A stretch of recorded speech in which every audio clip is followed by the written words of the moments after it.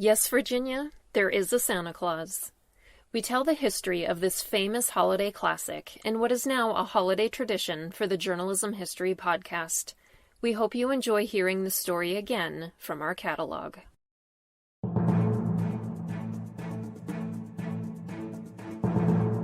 Welcome to Journalism History, a podcast that rips out the pages of your history books to re-examine the stories you thought you knew and the ones you were never told.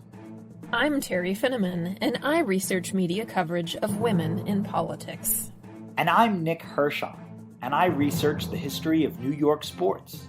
And I'm Ken Ward, and I research the journalism history of the Great Plains and Rocky Mountains.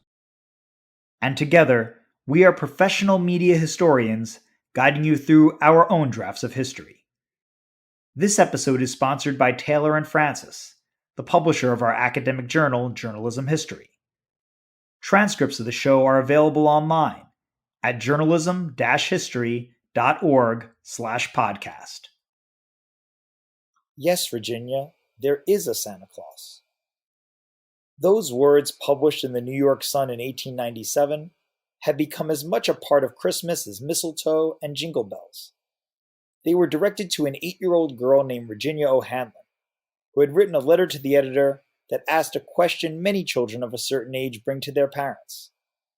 The Sun published a response that has become the most reprinted editorial in the English language, referenced in songs and movies and musicals, and inspiring window displays on Fifth Avenue. Today, on a special holiday episode of the Journalism History podcast, all three of our hosts come together to share the story of Yes, Virginia. I'll talk with Terry Finneman about Virginia's letter and the Sun's decision to respond, and you'll hear Will Maury read the editorial as it ran more than a century ago. We hope you'll be touched by this favorite Christmas story as much as we were. All right, Terry, well, this is something a little bit different for us. We're used to asking the questions, and I'll still be asking questions of you today, but now you'll be answering. You're on the other side of this for the Christmas episode, so you're ready to do this? Yeah, it's really going to be fun, I think, to do this holiday episode with all of the hosts.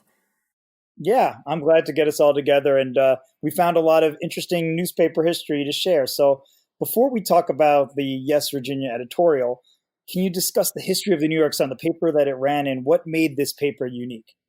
Well, there's a really good book called The Story of the Sun, and it's by Frank O'Brien. And it gives a really detailed history of this newspaper. So I'm going to talk a lot about that throughout our conversation today. So going back to the 1830s and before that, the early newspapers in our country were considered to be really expensive. They were 6 cents a piece, which I know now sounds like nothing, but back then that was really expensive. And not only were they expensive, but they were also pretty dry, kind of boring. They were filled with a lot of political news and business news and shipping news because, of course, things that were coming over from England on the ship, people wanted to know about that. So that's a lot of what these newspapers were like, very different from most of our newspapers today. And there's a really funny quote in this book that these newspapers were only of interest to men into politics and women who wanted to use the huge pages to line their big pantry shelves. So it's kind of interesting to think about that, these papers were so big and bulky and dry that they were best used to line the pantries. Regardless, so the New York Sun was started by Benjamin Day, who was only 23 years old at this time, really young guy. And he had been working as a printer at one of these 6-cent newspapers. And he actually got the idea from one of his coworkers. And he wasn't the first one to try out this idea of having a newspaper that only cost 1 cent. Other places had also tried it and failed. But he decided to give it a go. And the first issue of the New York Sun came out on September 3rd, 1833. And it really wasn't the best newspaper. There was basically nothing but aggregation in it. And so what he had done is he had actually pulled news and advertising from a bunch of other newspapers and put it in his own. So there wasn't really original reporting in there. It was just him basically taking stuff from everywhere else and making his own newspaper out of it. So it really wasn't the best first issue that a newspaper could have had. But what was really interesting is he ran a mission statement in that issue. And it said, "The object of this paper is to lay before the public, at a price within the means of everyone, all the news of the day, and at the same time afford an advantageous medium for advertising." So he was really committed to putting out a newspaper that the general public could actually afford and being really accessible. And that's how we really think of mass media today, is being able to reach a lot of people. And from there, he really focused on local news in New York and news that would be really entertaining for the public, like police news and human interest pieces. And he ran a series about the life of Davy Crockett. And so he was really interested in providing the public with interesting and entertaining content that could reach a mass audience. And so therefore, the paper really flourished from there. And around this time of year, we always hear the New York Sun being brought up because of this Yes, Virginia editorial. But again, you're talking about also their coverage. They were known for sensational stunts like hiring newsboys to sell the papers and creating media hoaxes, kind of a fun part of the Sun's history, maybe unethical. But can you talk a little bit more about that history? Yeah, so I just talked about day one of the newspaper and how it wasn't exactly what we'd consider the best showing. But by day two, Ben launched quite the innovation, which everybody's still familiar with today. And he put an ad in the paper looking for unemployed people who were willing to buy the newspaper and then resell it. In other words, he created newsboys, right? So these are the kids that we have seen in the movies and heard about throughout history, of kids on the street yelling extra, extra and selling the newspapers. This started with the Sun on day two. He was looking for them. And so the first person to apply was a 10-year-old named Barney. And there's a funny line in this book about the history of the Sun about how Barney was hollering in the startled streets. And so when I read it, it really made me wish that we still had newsboys today. I think it's such a cool thing that we have in our journalism history, but I guess with the pace of news now, you'd hear nothing but extra, extra all day long, nothing but kids screaming all the time, since it seems like there's such nonstop news. But it's really cool that I think that this is part of the New York Sun's history, is having these newsboys. And so 2 years after that, the Sun really became a sensation when it published the moon hoax. So this is a really fascinating story, and one that's part of the other research that I do related to media ethics and the history of hoaxing and the history of actual fake news. And so this story starts in 1835. There was a reporter named Richard Locke, and he wrote a series of fake stories for the Sun that told people that there were bison and large winged creatures called man-bats on the moon. And this sounds totally crazy to us now, but he was really smart to base it off a grain of reality, which is what makes fake news and hoaxes so successful. So at the time, there was a really famous astronomer. His name was Sir John Herschel, and he was a major celebrity at this time. And he was off in South Africa doing work there. And so this elaborate hoax was about all of the supposed things he was discovering through his astronomy work, which John Herschel himself had no idea, of course, at the time, that these false articles were being written about him in the newspaper, because he was way off in South Africa. And so one of the articles that talked about these creatures on the moon talked about how he was seeing them through a telescope. And it described it as the next animal perceived would be classed on Earth as a monster. It was bluish in color, about the size of a goat, with a head and beard like him, and a single horn. So what I think is also really funny is that the author of this New York Sun history book felt a need to explain in a side note that every New Yorker knew what goats were since they were in Harlem, which was just a really random side note to say. Anyway, so the public is getting these wild made-up stories about moon creatures in their paper every day. And remember that this is 2 years into the New York Sun and these penny papers. And so we're really not that far removed from the really dry days when only 6-cent newspapers with their business and foreign news were all that people really had. And that was only for people who could afford it. And so now we have the masses being able to read this really entertaining stuff. and they were just eating it up. And the Sun circulation just went absolutely crazy as people were waiting every single day to read more about what was found on the moon. And this hoax lasted about a week. It soon ended up coming out that Locke had admitted to a friend who also worked in journalism that he was making the stuff up. And his friend ended up spilling the beans and telling people that the Sun was making all this stuff up. It's kind of interesting that the Sun never did fully, admit that it was running this fake information. They just kind of let it play out. And what's also interesting is that another researcher named Brian Thornton, he studied the public reaction to this. He looked at letters to the editor and editorials and found that there really wasn't much backlash from the public about this. They had been really conned in the paper with this moon hoax.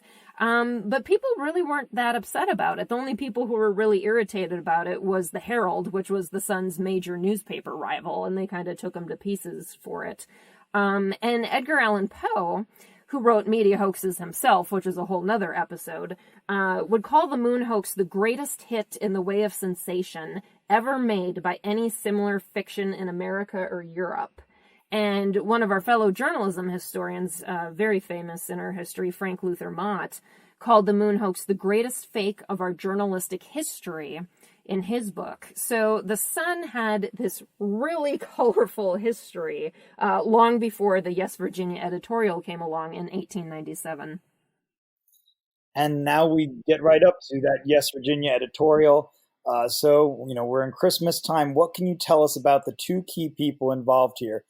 8-year-old Virginia O'Hanlon and Frances Pharcellus Church, the Sun writer who wrote this famous reply to her.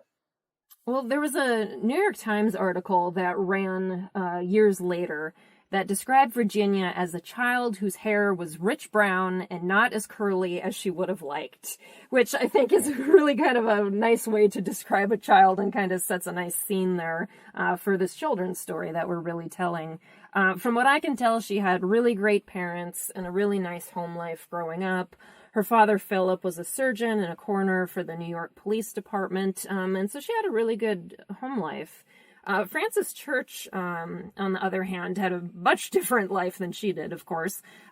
He had a pretty significant resume by this point. He was 58 years old when he wrote this editorial response to this little girl, and his obituaries described him as someone who had worked as a Civil War correspondent for the New York Times. He worked as editor of Galaxy magazine, and then he worked with his brother on the Army and Navy Journal. He was the son of a Baptist minister, so when he eventually went to work for the Sun, where he spent much of his career, he was writing a lot about religious controversy, which is interesting being the son of a pastor. And his New York Times obituary described him as a graceful and forcible editorial writer. So it's also interesting to note, and we'll get into this a little bit more later, but not a single obituary mentioned that he wrote this Yes, Virginia editorial. And it's also interesting to note that he was married, but he had no children of his own. So he wrote this amazing editorial responding to a child, but he wasn't a parent himself. It's always interesting to me that we've heard so much about this editorial, and I've heard Virginia O'Hanlon every now and then. It's come up, and for me, growing up living in New York City where the Sun was published, so maybe that makes that story even more poignant here, or just media outlets tend to cite it a lot around Christmas. But I never really heard of Francis Church, so I'm glad you gave us some of that background there. But yeah, back to Virginia. Why did she write this letter to the Sun? Can you figure that out? Well, that's kind of interesting, too. This whole thing is interesting. I know I keep using that word, but this is just such a fascinating story because we see this editorial run every Christmas. But the backstory behind it all, and not only just in that one moment, but the decades after it, are just even more fascinating than the story. And we're going to get into that more throughout the episode. But as far as why she wrote the letter, I think a lot of people would assume that this letter ran in December, but in actuality, it ran on a random Tuesday on September 21st, 1897.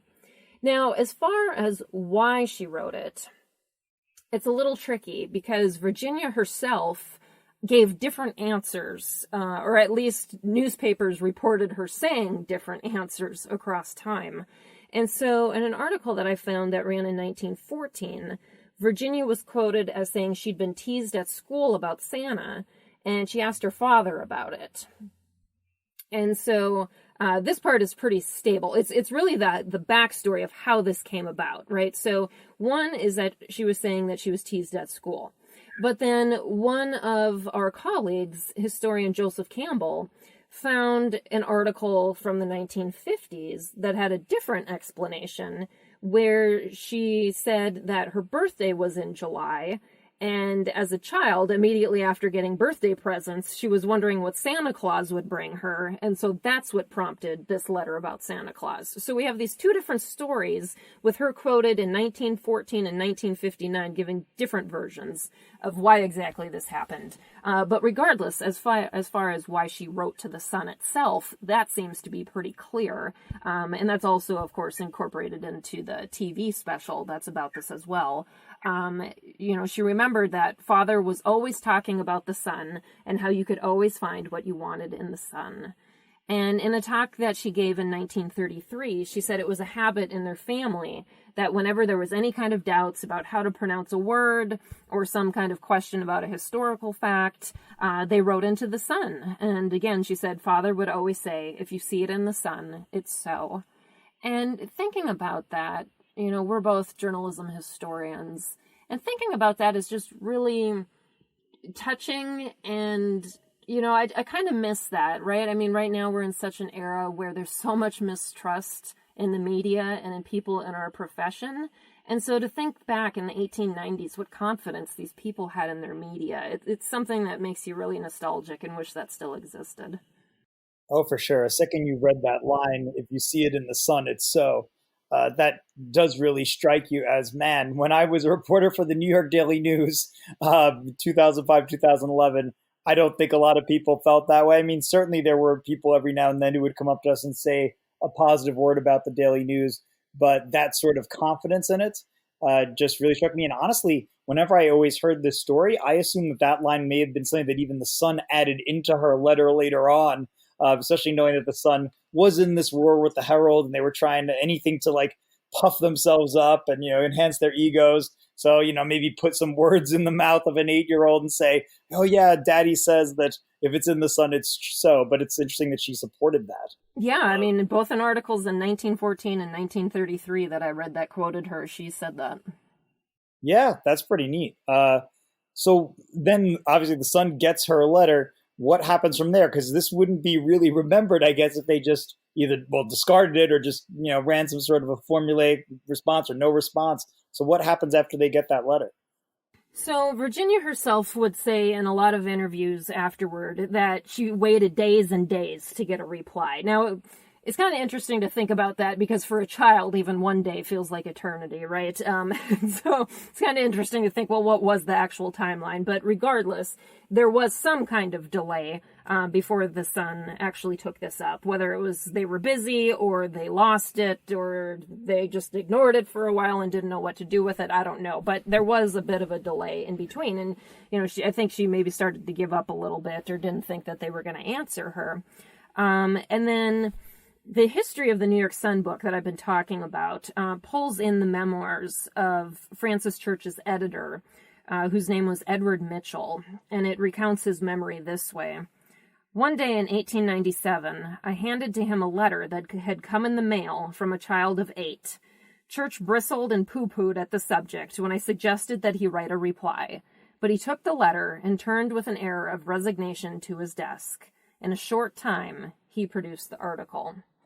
So that's, tying into what I was just talking about. Church was somebody, as I said, who talked a lot in editorials about religion and these kind of philosophical, I think, kinds of things, right? And I guess when you think about it, Santa Claus kind of is philosophical, right? Which is why he wrote such a great response. But this was not a guy, again, in his late 50s, no children. He was more into kind of these bigger question things. You can kind of see his point of, why are you giving me some 8-year-old kids thing, right?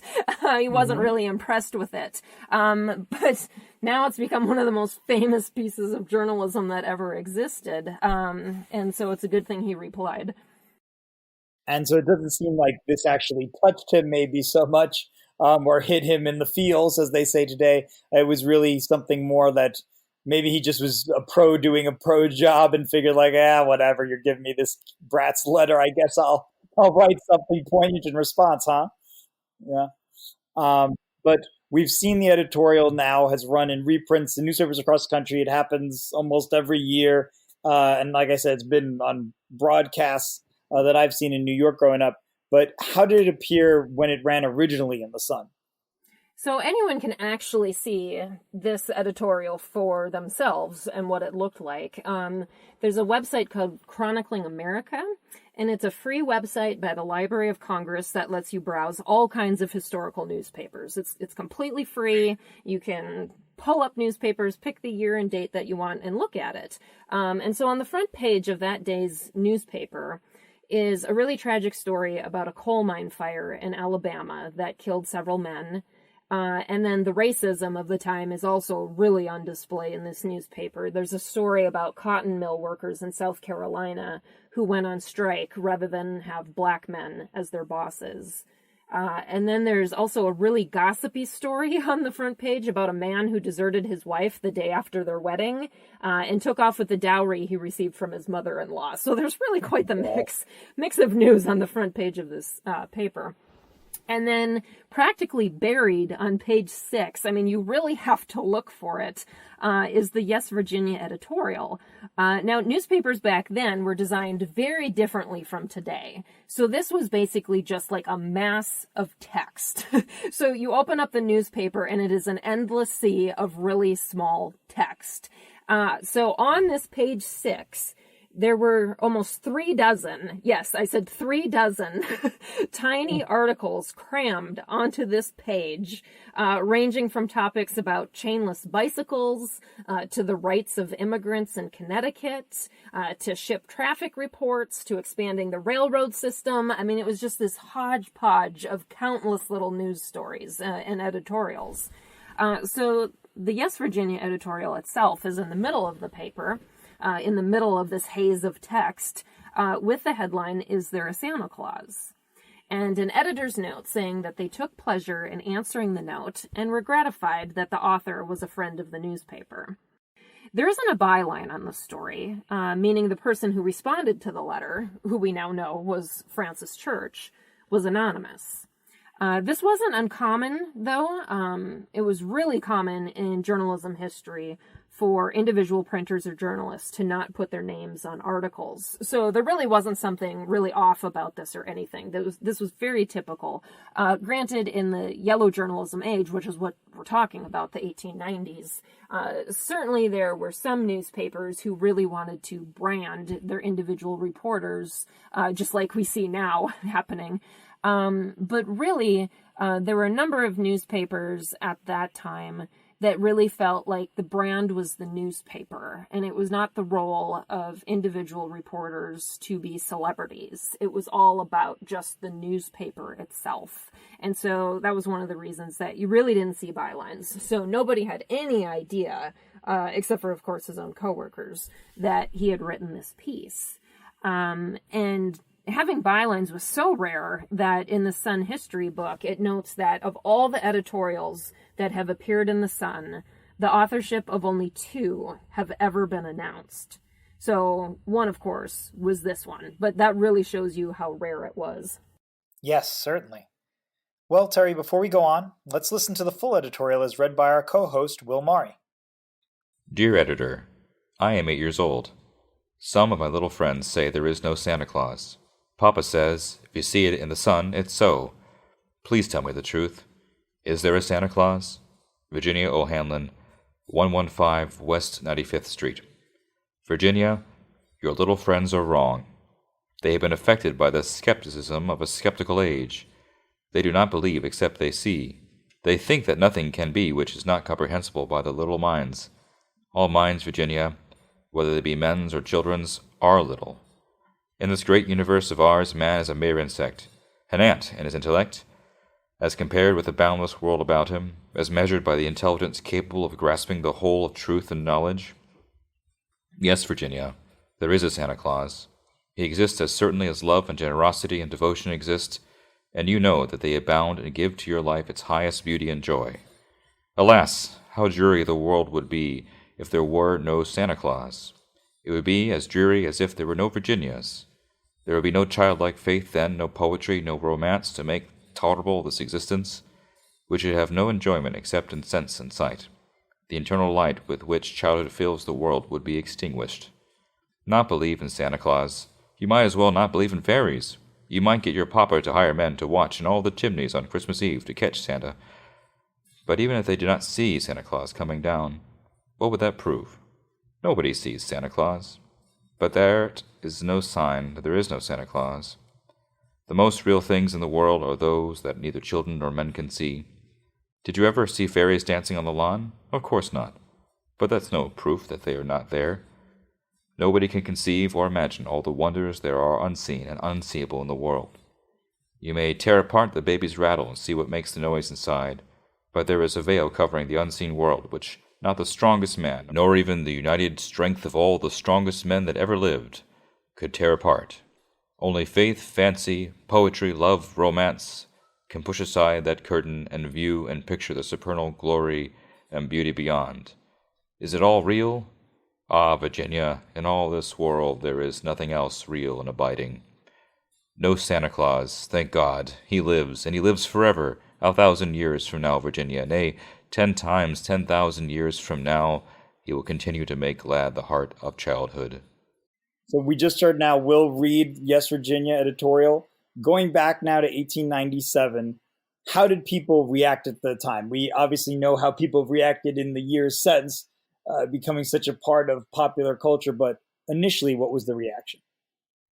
Well, Joe Campbell, who I've mentioned before, who is one of our historian colleagues, talks about in his research on this topic that it's a myth that Yes, Virginia was this immediate success that the Sun immediately capitalized on. In fact, it was the opposite. It took a while for the Sun to think that this was a good idea to keep running this editorial. They were really reluctant about it.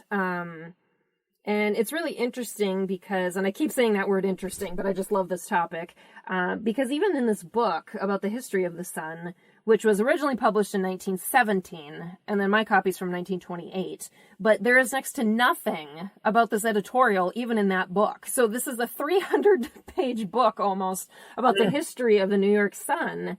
And there's hardly anything about mentioning this editorial, which when we think about it now, when we think of the Sun, Newsboys, Moon Hoax, Yes, Virginia, like these are the main things. And it barely got any space in their own history. But other newspapers, so within months of Yes, Virginia originally being published in the Sun, I found that newspapers in South Carolina, Kansas City, Mississippi, Oregon, Minnesota, Idaho, Washington, North Carolina, they all ran it soon after it was originally published. And it was fairly common at that time for newspapers to run each other's items. But it's interesting to see how fast it spread across the nation and how many other newspapers in different states also thought that this was a really good piece of work. So keeping in mind that the Chronicling America database isn't perfect, and it doesn't include every single thing that's ever been published, they're slowly adding more to it across time. But it's really kind of fascinating to see this editorial kind of like cling to life in these early years after it was published, as more and more papers across the country start picking it up and running it. And then you really start to see after 1909 that it starts to appear more and more. So it's important to point out that Francis Church died in 1906. And it really ended up taking off more so after he died. And then at that point, the Sun finally admitted that he was the author of the piece. It's a shame Francis Church didn't get to see some of the popularity. He would have never, ever predicted that this quickly written editorial from age 97 would live on, that we're talking about it now in 2019. And even more popular it became. So how does popularity take off from there? So in 1913, the Sun finally decided to run a piece saying that every Christmas for the past 16 years, people had asked about the editorial. And so Church was still alive at that point, knowing that people kept writing in, thinking that they should rerun this, right? but they just really didn't think that this was important enough to do. Why would we rerun something? I mean, they just weren't connecting with it, right? And so they actually wrote in this 1913 piece, "Sometimes we have complied with the request. Sometimes it has seemed better not to do so. But that continually newspapers and magazines and Christmas card companies and souvenir companies and all these people kept asking them if they could reprint it. And so finally, they just got to a point where they finally just, embraced this thing. And it was just really ironic that after all these years of not really buying into all this hype, then they suddenly really start to wax it on. So in this 1913 piece, they wrote, "So it has come about that probably no other editorial published in an American newspaper ever won for itself so extensive a circulation. Perhaps it is not too much to say that it must be classed with Lincoln's Gettysburg Address, respecting the number of those who know its phrases and regard affectionately its sentiment and teachings." So the first time that I read this, I thought, oh my goodness, you are comparing this to the Gettysburg Address? Is this for real? And it is a stretch, but I mean, when you think about it, what media outlets run the Gettysburg Address every single year, right? I mean, this does have a lot more. I mean, certainly we read about it in history books in high school, right? But I mean, just the mass circulation that this editorial reaches every single holiday season, it's really interesting to think about how it has ingrained itself in cultural memory. And then by 1917, the Sun just totally owns this. And they give this editorial an entire cover page. And it's a small editorial, so much of this cover page is just this dramatic black backdrop with this editorial in the middle of this page. And I don't know for sure, but it's interesting timing because since the United States had just entered World War I months before, it almost feels like it may have been a strategic choice to give the significant attention to this piece about hope during wartime. Certainly. Well, and then Virginia herself, we kind of view her as frozen in time. She's forever this 8-year-old girl who doesn't grow up. She's like Lisa on The Simpsons or something, never grew up. And just, we always view her in that frame of mind. But obviously she did have a life. So what became of Virginia after all of that? Well, I think that's the most fascinating part out of all of this. The Sun and other newspapers really had the frame of mind that they needed to keep following her throughout her life and tracking this famous little girl and what happened to her. And not only her, but they ended up also following her daughter quite a bit as well. So backing up, the Sun did a feature story on her on Christmas Day, 1914. And by that point, she was 25 years old.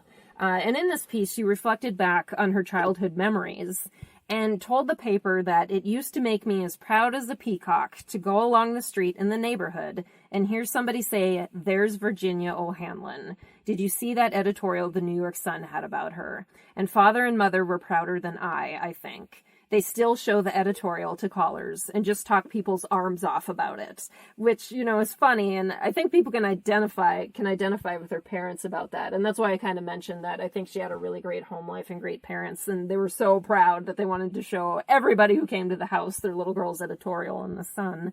And so this article goes more about what happened to her. Almost comically assuring readers that the Sun had kept tabs on her throughout her life and knew where she went to school and when she got married and all of this stuff. It's also a little bit sad here. The paper very delicately walked around the fact that her husband had deserted her, and she was left alone with her baby daughter, Laura.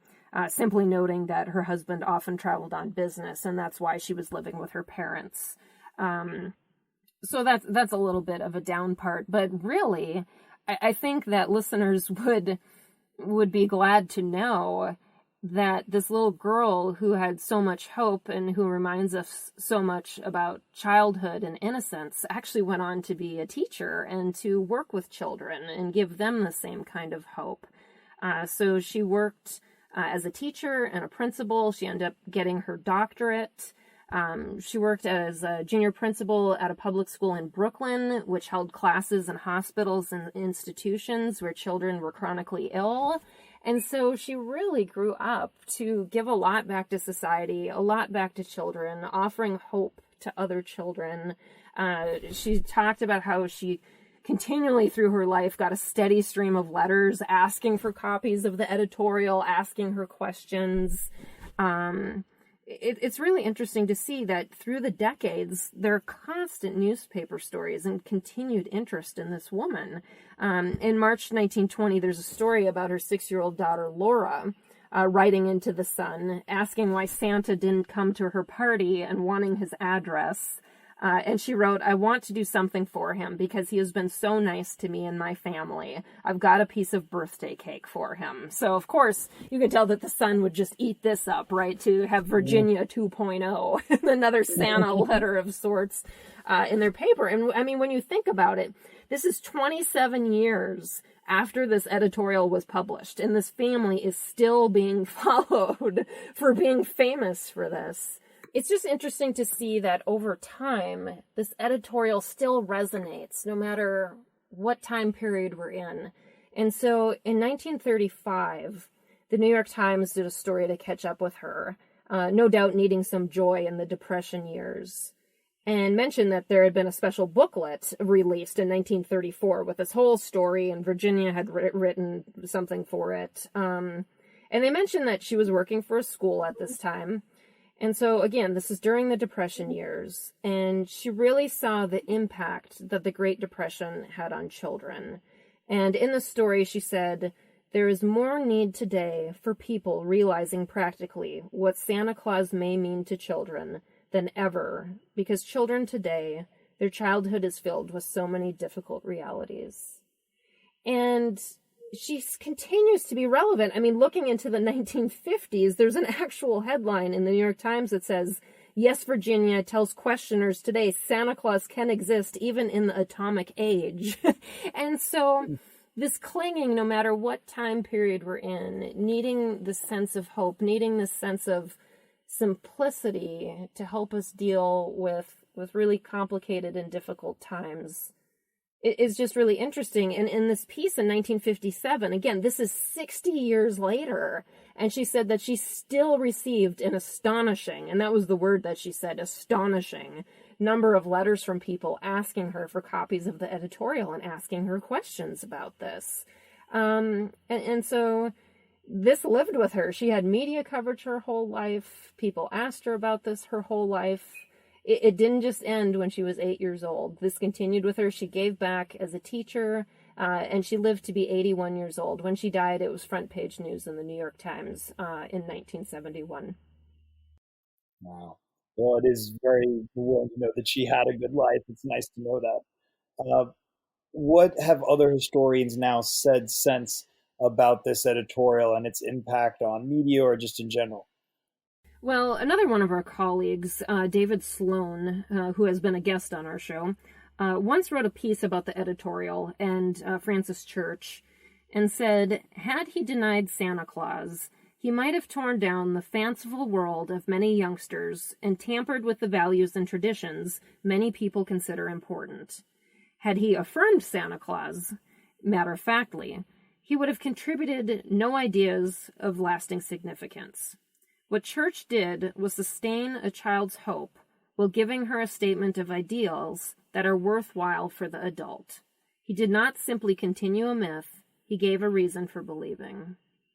And again, I think that really explains why we are still talking about this over 100 years later, why people were clinging to this during the Great Depression, why people were clinging to this during, the atomic age and difficult times, this need for this sense of hope and simplicity. And I think what's also interesting to take away from a journalistic perspective from this, and this is something that, again, Joseph Campbell pointed out, is it's important to note that the Sun was very reluctant to embrace this and make this some kind of annual activity, right? And as he notes, it suggests a remoteness of newspapers from their readers. So readers really wanting something, and then the newspaper being like, "Oh, well, that's not important." And I think that still kind of exists today. And I know that we talk a lot now about, audience engagement and audience-centered work. But I think it is interesting to think about the disconnect that we still have with what readers are really interested in and then what the journalism industry thinks is important to cover. Well, and now we've covered the history of the editorial and the people involved in that story.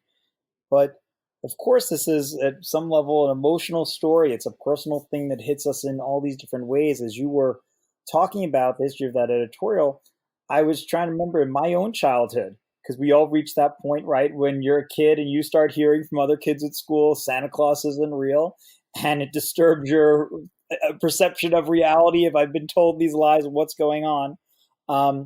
And I recall one moment where I asked, probably around that age, I don't know if I was 8 or 9 or what, and I asked my mom about it. Like, some kids are saying at school, Santa Claus isn't real. What's up with that?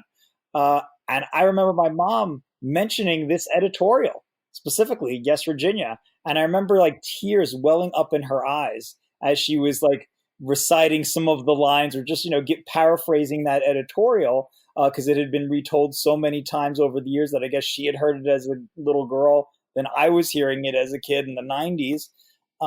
So it certainly sticks with us and kind of gives us this greater hope, as you were reading from William David Sloan, kind of saying just sustaining hope and a reason for believing that there are these positive things out there. There's a certain Christmas spirit, that goes beyond maybe one jolly white-haired figure, that there's just, people having goodwill for each other.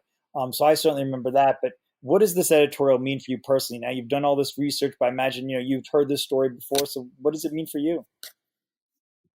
Well, I think one thing to point out is that the letter, Virginia's letter, and then Church's reply to her last appeared in The Sun in 1949. 10 days after Christmas, on January 4th, 1950, The Sun published its last edition.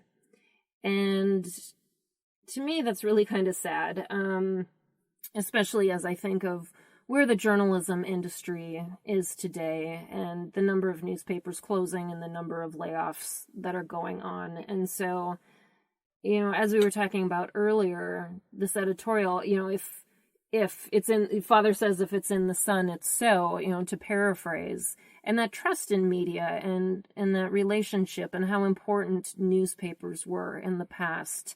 I think that this editorial really brings up feelings of that, of longing and hoping that our industry can become that important and relevant to people. And so I think when this editorial runs every year, it kind of brings that back to us in the present, that connection to the past. I mean, for me, I was a reporter at the Fargo Forum for a number of years, and we would always often run that editorial every Christmas. And it just does give you kind of that sense of stability and simplicity and hope when things are so crazy, especially during the holiday season when things are so crazy and busy. And it just, I think, makes you really stop for a minute and just think about the true meaning of the holiday season and have that little bit of childlike hope and innocence and simplicity. And I think it's a really special part of the holiday season and why it has lived on for all of these years.